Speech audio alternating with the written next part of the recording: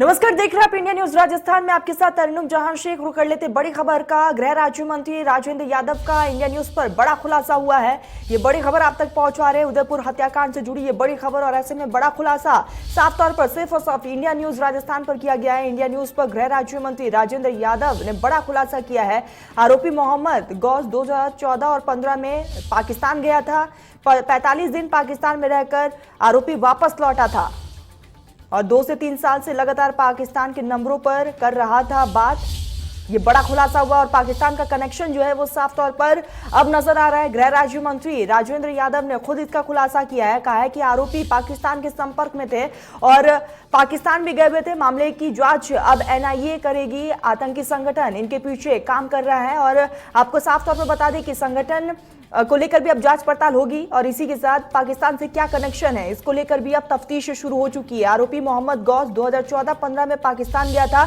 इसको लेकर यह बड़ा खुलासा हुआ है इंडिया न्यूज पर। आपको बता दें कि एक्सक्लूसिव बातचीत में यह बड़ा खुलासा, पाकिस्तान में ट्रेनिंग लेने के लिए भी जाते थे और ये बात भी सामने आई है। अब एनआईए जो है गहनता से जांच पड़ताल करेगी और जिस तरीके से गृह राज्य मंत्री ने इंडिया न्यूज से खास बातचीत में साफ तौर पर उन्होंने ये खुलासा किया है और सिर्फ उन्होंने ये भी कहा है कि जिस तरीके से 45 दिन वो पाकिस्तान में रहकर आ चुका है आरोपी, और ये जो बात है 2014-15 की बात है, यानी कि साल 2014-15 में दोनों आरोपी जो है पाकिस्तान गए थे।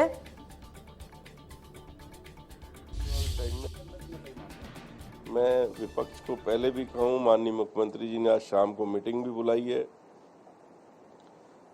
विपक्ष का काम हमेशा से रहा है राजनीति करना, छोटी छोटी बातों से। ये आज समय नहीं था जिस तरीके के वो बयान दे रहे हैं। आज समय ये था कि उनको जनता को अपील करनी चाहिए थी कि शांति बनाए रखें, धैर्य रखें। एक बड़ी घटना घटी है, दुर्भाग्यपूर्ण घटना है, हृदय विदारक घटना है, जिसके अंदर को कंट्रोल करने के लिए, जनता को सुख से रखने के लिए उनको अपील करनी चाहिए थी। वजह इसके वो जिस तरीके का भाषण दे रहे हैं जनता को, वो प्रदेश के लिए अच्छा नहीं है। इनकी संगठन जुड़ा हुआ है क्योंकि जो 2 मुलजिम पकड़े गए उसमें एक मोहम्मद जैस जो नाम है जिसका, वो 2014-15 में कराची पाकिस्तान गया और वहाँ लगभग 45 दिन वो रह के आया और वो लगातार इधर कुछ पिछले 2-3 साल तक लगातार वो पाकिस्तान के से नंबरों पे बात करता रहा है। और वो अब जो आने वाले टाइम में जो जिस तरीके का उन्होंने ये घटना की है, ये ऐसी घटना नहीं है जो कोई आम आदमी कर सके। तो इस पे एनआईए का केस दर्ज हुआ है और एनआईए इसकी जांच करेगा और आगे आने वाले समय में जो इनका नेटवर्क खड़ा हो गया उसको तोड़ के उन मुलजिमों को कटघरे के पीछे लेगा। तो गृह राज्य मंत्री को आपने सुना, साफ तौर पर उन्होंने कहा कि 2014-15 में आरोपी पाकिस्तान गया था, पाकिस्तान के कराची गए हुए थे ये आरोपी और वहां पर जो है ये ट्रेनिंग भी ले रहे थे। एनआईए अभी इस पूरे मामले की गहनता से जांच पड़ताल करेगी, तमाम एंगल से जांच पड़ताल की जाएगी कि आखिर किस संगठन से ये आरोपी जुड़े हुए हैं और पाकिस्तान का क्या कनेक्शन है, इसको लेकर भी अब तफ्तीश जारी है। सहयोगी बसंत हमारे साथ जुड़ चुके हैं। बसंत, जिस तरीके से गृह राज्य मंत्री ने इंडिया न्यूज से खास बातचीत में उन्होंने साफ तौर पर कहा कि जो आरोपी है उनका कनेक्शन पाकिस्तान से भी था, अब एनआईए इस पर जांच पड़ताल करेगी। आपके पास फिलहाल क्या अपडेट है? देखिए, निश्चित तौर पर एक बड़ा बयान गृह राज्य मंत्री राजेंद्र यादव का है। उनका आरोपी जो था 2 में से एक मोहम्मद गौस, वो 2014-15 में पाकिस्तान गया था और लगातार पाकिस्तान के संपर्क में था और 45 दिन पाकिस्तान में रहकर ट्रेनिंग लेकर आया था और पिछले 2-3 साल से पाकिस्तान नंबरों पर जो है लगातार बात कर रहा था। पूरे मामले की जांच जो है एनआईए करेगी। एनआईए जो है सबूत जुटाने में लग गई है कि पीछे कौन कौन लोग थे और किस तरह ये तालिबान के तौर पर जो है हत्या को अंजाम दिया। इसको लेकर एनआईए जो है बड़ा खुलासा जल्द करेगी और इसी लोगों के पीछे कौन कौन से गिरोह हैं इसकी भी जांच की जाएगी। हालांकि शुरुआत में ही जानकारी निकलकर सामने आ रही थी कि कोई आतंकवादी संगठन है जो प्रभावित होकर ये इन्होंने काम किया है और कई और संगठन से ये जुड़े हुए हैं, इसकी जानकारी भी एनआईए जल्द बताएगी। हालांकि अब प्राथमिक पूछताछ में यही सामने आया है कि पाकिस्तान में इनका जाना था और वहां पर लगातार नंबरों से संपर्क इनकी ओर से किया जा रहा था। बिल्कुल बसंत, आप लगातार ग्राउंड जीरो से हमें रिपोर्ट भी दे रहे हैं। बसंत, अगर फिलहाल की स्थिति की बात की जाए तो क्या स्थिति है, क्योंकि शाम को सीएम अशोक गहलोत बड़ी बैठक करने जा रहे हैं?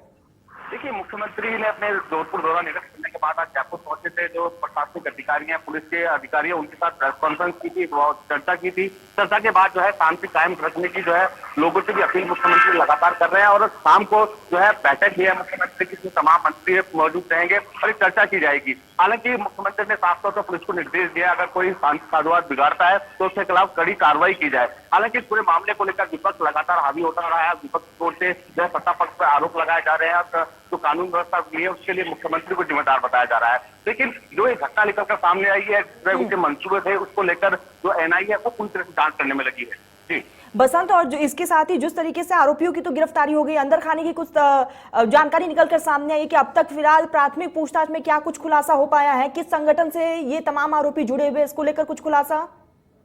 जिससे जो है उन्होंने वीडियो वायरल किया आरोपियों ने, उसके बाद जो है प्रधानमंत्री तक को भी धमकी दी थी। उसके बाद जो राष्ट्रीय जांच एजेंसी है वो यहाँ पर पहुंची थी। उदयपुर में जो है लगातार जो है पूछताछ भी उनसे की जा रही थी और लगातार साक्ष्य भी जुटाए जा रहे थे। और मुख्यमंत्री की ओर से भी एसआईटी का गठन कर दिया गया था। एसआईटी की टीम भी वहां पहुंची थी। पुलिस के जो अधिकारी हैं वो भी वहां पहुंचे थे और लगातार जो है खुला जो है उनसे पूछताछ की जा रही है। पूछताछ में कई और लोगों के नामों का खुलासा भी हो सकता है। जी ठीक बसंत, लगातार नजर बनाए रखिएगा, आगे भी अपडेट लेंगे। फिलहाल तमाम जानकारी के लिए बहुत बहुत शुक्रिया। हमारे साथ हमारे सहयोगी दिनेश जुड़ चुके हैं। दिनेश, आपके पास अभी फिलहाल क्या अपडेट है इस पूरे घटनाक्रम को लेकर?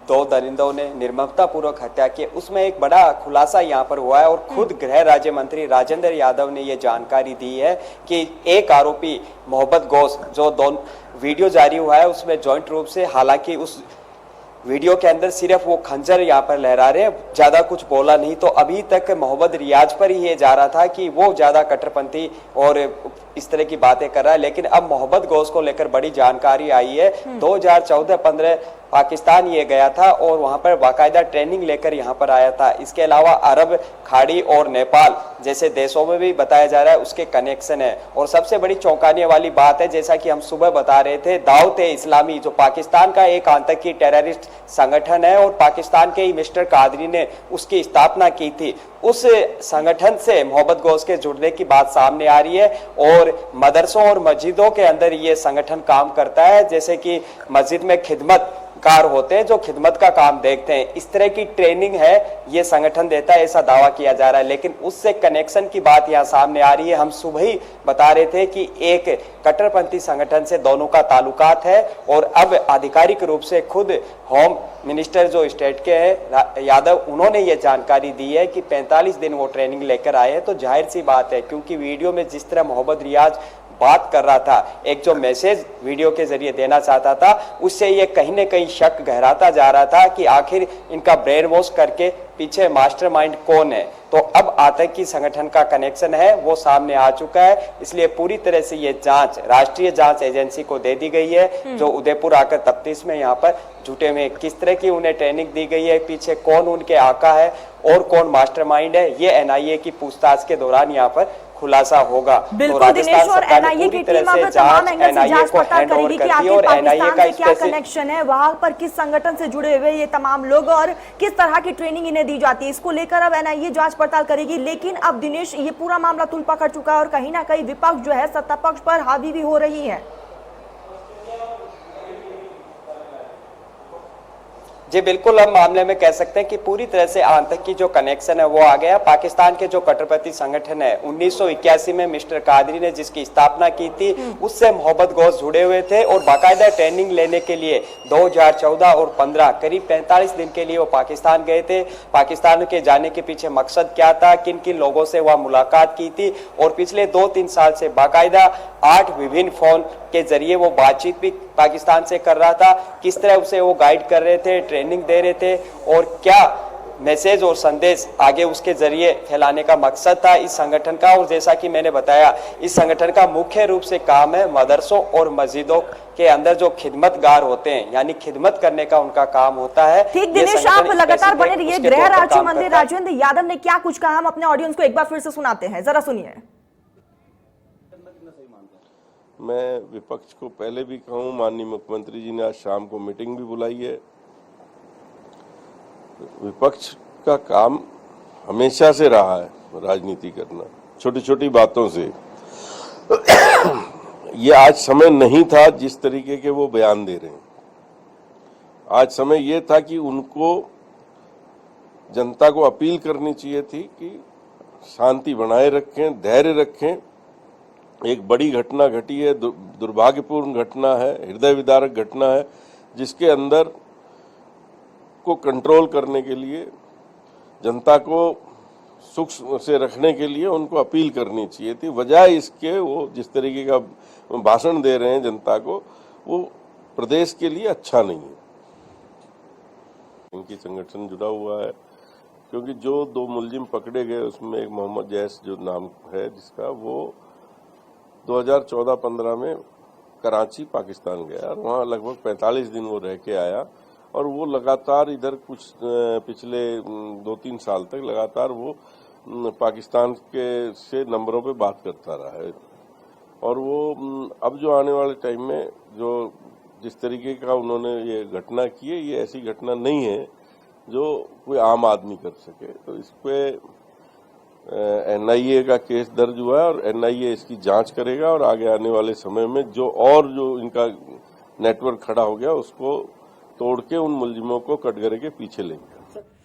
सहयोगी दिनेश हमारे साथ लगातार बने हुए। दिनेश, देखिए NIA की टीम तो लगातार जांच पड़ताल करेगी, लेकिन जिस तरीके से अब बीजेपी सत्ता पक्ष पर हावी होती हुई नजर आ रही है, साफ तौर पर राजनीति देखने को मिल रही है। दिनेश,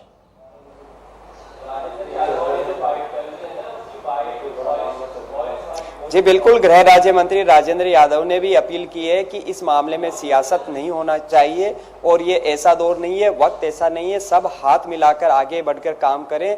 राजस्थान की एक जो शांति व्यवस्था अपने आप में पहचान रखती है, उसको हम कायम रखें। इसी को देखते हुए मुख्यमंत्री अशोक गहलोत ने शाम को सर्वदलीय सियासी दलों की बैठक बुलाई है मुख्यमंत्री आवास पर, और लगातार वो शांति बनाने की अपील भी कर रहे हैं। और जैसा कि थोड़ी देर पहले DGP ने भी प्रेस कॉन्फ्रेंस की है, एक अपडेट वहां से भी आ रही है कि जो इंटरनेट अगले 24 घंटे के लिए बैन किया गया है राजस्थान में, इसकी मियाद बढ़ाई जा सकती है। कब तक, तो इसके बारे में बताया जा रहा है कि आगामी आदेशों तक एक बार फिर इंटरनेट प्रतिबंध किया जा सकता है। इसका मतलब पुलिस को, इंटेलिजेंसी को अभी इनपुट यहाँ पर मिल रहा है कि माहौल कहीं बिगड़ नहीं जाए, तो इसके लिए इंटरनेट प्रतिबंध को आगे भी कंटिन्यू किया जाए।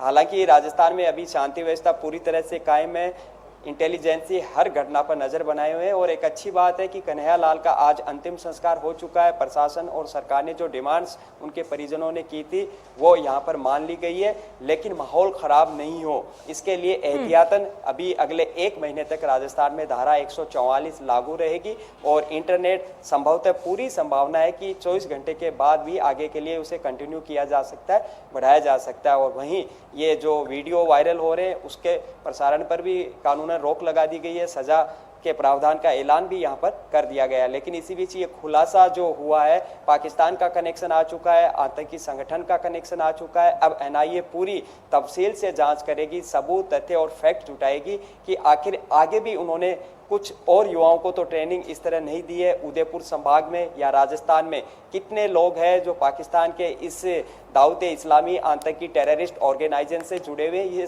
तमाम चीज़ों की पड़ताल NIA करेगी।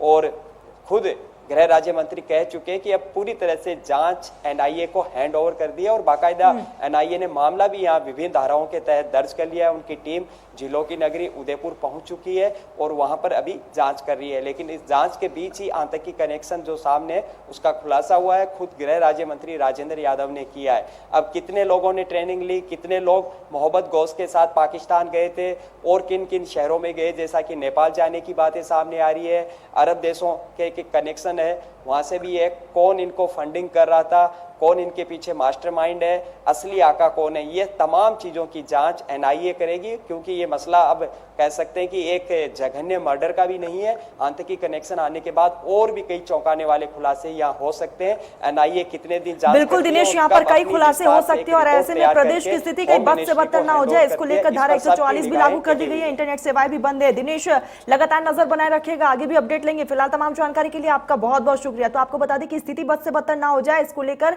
इंटरनेट सेवाएं बंद